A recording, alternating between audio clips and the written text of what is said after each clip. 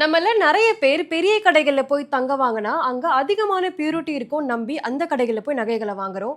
ஆனா, இங்க தான் பெரிய ஸ்கேம் நடக்குது. அந்த ஸ்கேம் என்ன? இதிலிருந்து நம்மள எப்படி பாதுகாக்கிறது? இது எல்லாத்தையுமே இந்த வீடியோல பார்க்கலாம். இந்த மாதிரியான யூஸ்ஃபுல்லான கன்டென்ட்க்கு பிரைம் ஹோல்ட் அப்ப ஃபாலோ பண்ணிக்கோங்க. முதல்ல ஒரு பெரிய நகை கடைக்குள்ள போறோம் அப்படின்னா, அங்க விதவிதமான ஜுவல்லரீஸ நம்ம பார்க்க முடியும். ஆனா, அது பியூரா இருக்கா இல்லையான்றத நம்ம கண்ணால பார்த்து கணிக்க முடியாது. இங்க தான் நம்ம பெரிய அளவுல ஏமாறுறோம். ஃபார் எக்ஸாம்பிள் 22 கேரட் கோல்ட்ல 91.6% கோல்டு இருக்கணும்.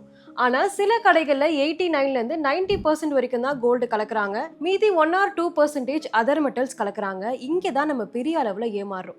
என்னடா 2% நினைக்காதீங்க. இந்த 2% தான் உங்களை பெரிய அளவுக்கு லாஸை ஏற்படுத்தும். அடுத்ததா ஒரு பெரிய விஷயம் ஹால்மார்க்.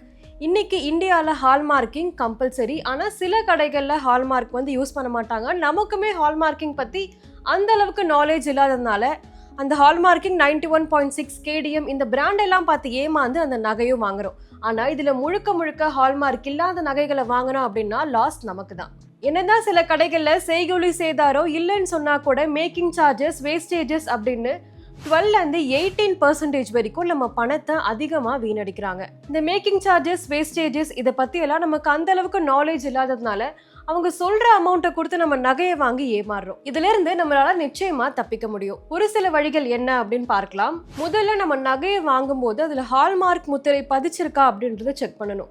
இதுக்கு நிறைய ஆப்ஸ் கூட இருக்கு. BIS ஹால்மார்க் கேர் ஆப், இந்த ஆப்பை யூஸ் பண்ணி கூட நீங்க அதுல ஹால்மார்க் இருக்கான்னு செக் பண்ணிக்கலாம். அடுத்த விஷயம் என்ன, நம்ம ஒரு கோல்ட் ஜுவல்லரி வாங்குறோம் அப்படின்னா ஃபுல் பிரேக் டவுன் பில்ல வாங்கணும். அதோட பியூரிட்டி எவ்வளோ இருக்கு, வெயிட் எவ்வளோ இருக்கு, இத்தனை கிராமுக்கு இத்தனை சதவீதம் தான் அவங்க GST போட்டிருக்காங்களா, இது எல்லாத்தையுமே பார்த்து வாங்க வேண்டியது ரொம்பவே அவசியம்.